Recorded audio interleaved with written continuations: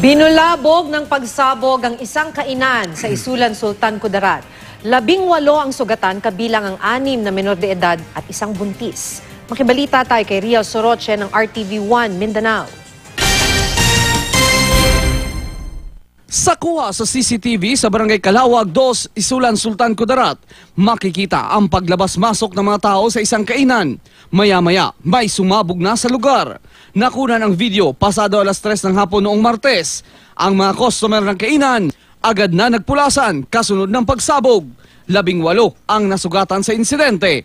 Kabilang na riyan ang 6 na minor de edad at isang buntis na naghihintay raw noon ng kanyang order na pagkain. Agad namang isinugod ang mga biktima sa 5 ospital sa lungsod. Grabe ko sok, kapra mo pa kasi sa hindi ko matyaga na kung ako kay paglupok, mga nakatali distansya ko mga kuwan lang, daw poste siguro hindi.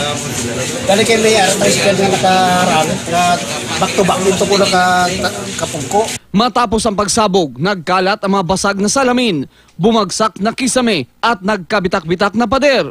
May mga nakuha ring pako mula sa blast site. Sa investigasyon, lumalabas na isang improvised explosive device ang ginamit na pampasabog.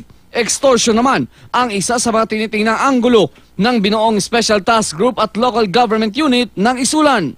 Demand sila ng 50,000 extortion money at saka monthly yun. Kaya yun ang anggulong tinitingnan natin ngayon. Sa salaysay ng pamunuan ng restaurant, sinabi nitong may tumatawag daw na grupo sa kanila at naghihingi ng umano'y revolutionary tax kada buwan. According sa may-ari nito, matagal na niyang gustong maghingi ng tulong pero aminado din siya na hindi siya nakapaglapit sa mga kapulisan at I don't know what reason, yung dahilan nila kung bakit hindi sila nakapaghingi ng karampatang tulong. Hindi daw natatapos yung kanilang pagsisiyasat sa extortion. Tinitingnan ang lahat ng anggulo.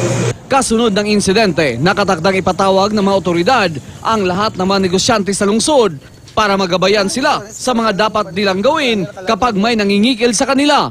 Sa ngayon, may lead na raw ang mga otoridad kung sino ang nasa likod ng pagsabog. Kinundina naman ng Malacanang at ng Commission on Human Rights ang pagpapasabog. Rial Soroche, Nagbabalita, Pilipinas.